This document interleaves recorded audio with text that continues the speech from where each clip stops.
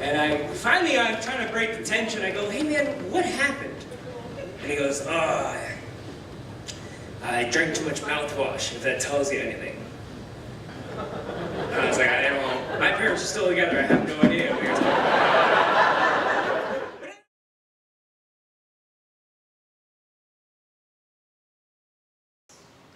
So during the taping of my comedy special, I set up my own camera in the back of the room, just in case they decided to never release the footage. But what ended up happening is I filmed a bunch of stuff, and they ended up leaving some stuff on the cutting room floor. And now you get this footage. So just, this is bonus footage, unreleased, never before seen. It might be in an old video somewhere. It's like a 10-minute story about the first time I got paid to do comedy, and then I saved a guy's life. Because I'm a good person. Also, who the hell wears camouflage as a fashion statement? Just trying to show off my guns. Please watch and share and subscribe and follow me on all sorts of social media. Anyway, thanks for coming out again. I'll say that 100 times, and this is my dream. I started comedy in Seattle at a comedy club called Giggles Comedy Club. It actually closed down recently. They turned it into a strip club. Yeah, there weren't enough daddy issues on stage before. What's really funny is that they didn't even change the sign. They just left it. They're like, it's Jiggles, it's French, whatever, just leave it.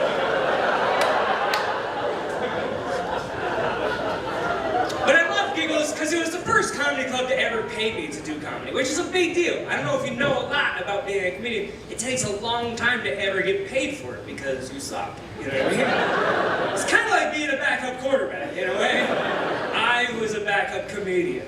So I moved 2 miles away from the comedy club, and I told the owner, like, hey, I live 5 minutes away. If you ever need a comedian, just give me a call. And luckily, he was an idiot. Because he would call me every week. He'd be like, I forgot to book a host. What are you doing? And I was like, I'm there. That's when I learned an important lesson. Sometimes availability is more important than ability. So,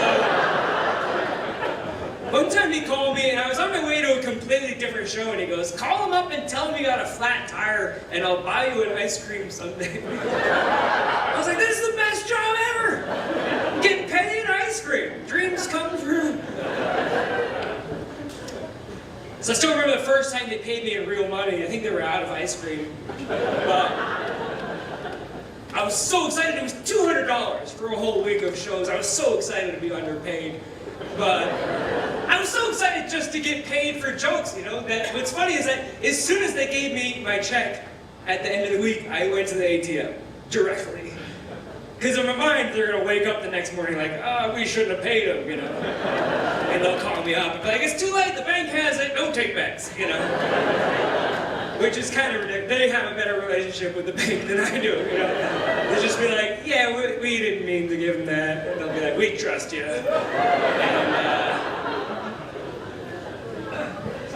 But it was $200, they gave me the check, I went to the bank, it's like 1 in the morning.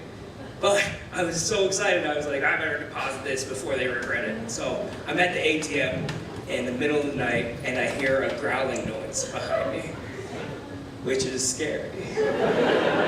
And I turn around, and it's a human growling at me, which is even scarier, right?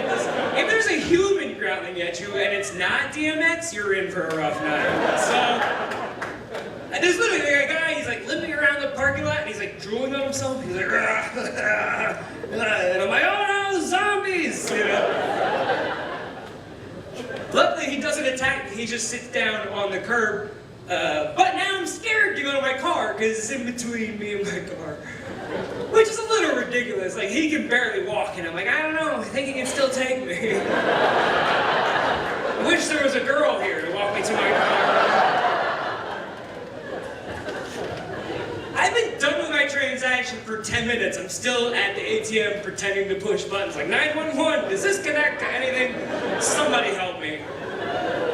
Finally, I came up with a plan. I started looking in the camera of the ATM and pointing at the guy. Yeah, I've seen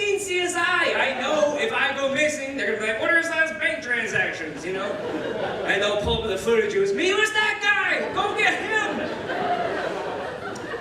Now, what's even funnier is that I wasn't actually pointing with my hands because I didn't know that he was looking at me. I didn't want to let him know I was scared of him, so I was trying to just point with my head and my eyes, you know?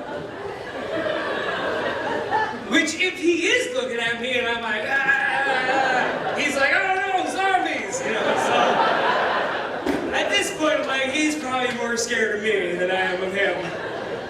So I start walking to my car, and as I walk by the guy, hey, how's it going? Not a great opening line. He goes, not good. Yeah. Shoot. Now I gotta talk to you, right? How's it going is the universal, hey, please don't continue this conversation. He didn't pick up on that. So I was like, how's it going? He goes, not good. I'm like, what's the matter? He goes, man, I need to go to a hospital. I'm like, okay, do you want me to call you an ambulance? He's like, man, I can't afford an ambulance. I was like, are you a comedian also? This is crazy. You know? I thought I recognized you. I go, you know what? The hospital's a mile away and it's on my way home. Why don't I just give you a ride to the hospital? He goes, all right, cool. Yeah, you guys are like, no, thank you. I'm a good person. So he gets in the car. This is all a true story. He gets in the car, and I go, hey man, please don't stab me. Which I don't know why I waited till he's already in the car to set ground rules. If all of a sudden he's gonna pull out a knife, like, oh, come on! I was just about to stab you! I hate it when they call no stabsies. That's the move. No stabsies, called it! You know. Run away. So I go, hey man, please don't stab me. And he goes, okay. Which isn't the first answer I was hoping for, but it's in the top 5, you know? I would have preferred I wasn't planning on it, but if we can just come to a gentleman's agreement, I'll accept that. So I'm like, please don't stab me. He goes, okay. I'm like, all right. Here we go. It's only a mile. Kind of an awkward car ride. Not much to talk about. Just him kind of growling. And I'm trying to break the tension. I go, hey man, what happened? And he goes, oh, I drank too much mouthwash, if that tells you anything. And I was like, I don't know. My parents are still together. I have no idea what you're talking about. But I didn't want to try. I wasn't trying to be rude, so I was like playing along. Oh yeah, hate it when that happens, you know. Well, last week I was flossing too hard and my gums were bleeding for like a day. So that happens, you know. Then I thought, you know, for a guy who's drinking mouthwash, he sure doesn't smell minty fresh, but not really my problem. We get to a stoplight, and I looked it up on my phone. Turns out mouthwash has alcohol in it. So alcoholics would try to drink mouthwash if they can't get to real alcohol. I know this is Utah. You're like, this is a review course for most of us. And we're familiar with all the ways to cheat the system.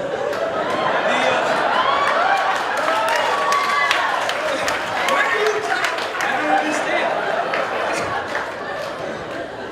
This is so confusing.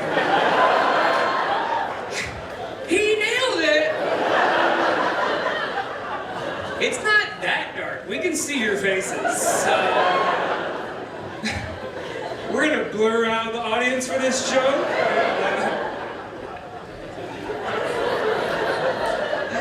What a fun night. So, yeah, mouthwash has alcohol in it. Alcoholics are trying to. The problem is it's a non-consumable alcohol. Like it's poisonous, and the reason they do that is for tax purposes. If they put regular alcohol in there, the state would have to tax them like a bottle of vodka. Which isn't funny, but it's a good public service announcement. Don't drink mouthwash. It's poisonous and it's bad for you. Like it'll shut down your organs, you can start to go blind, you can die, bad stuff, okay? So I realized like this is real serious, you know? So we get to the hospital and he gets out of the car, he goes, thanks for the ride, man. I was walking since Taco Bell. And I'm like, well, is it the mouthwash or is it the Taco Bell? And so, I have a few chalupas where I'm like, oh, I'm not gonna make it! Ah! Give me to the hospital, quick! I'm going blind! I don't think that was meat, you know? I'm in a crazy guy's car, I'm gonna stab him, you know? Oh, it's a plastic fork, and I wanted to help him out, you know? I felt like this is such a temporary solution. They're gonna kick him out of the hospital as soon as he's okay to walk, and I wanted to, I don't know, I wanted to help him. So I got $20 out of my pocket, 10% of my big comedy paycheck, and I go, hey man, don't make fun of my paycheck.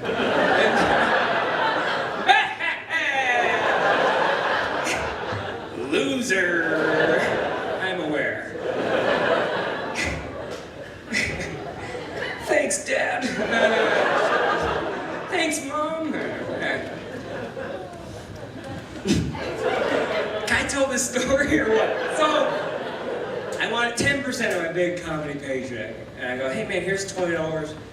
Go buy yourself some real booze next time. Yeah. Now, the word hero gets thrown around a lot, but I think it's appropriate.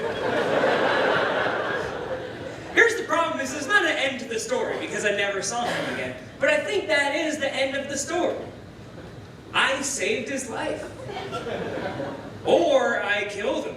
He was like, $20, imagine mouthwash, you can buy with that.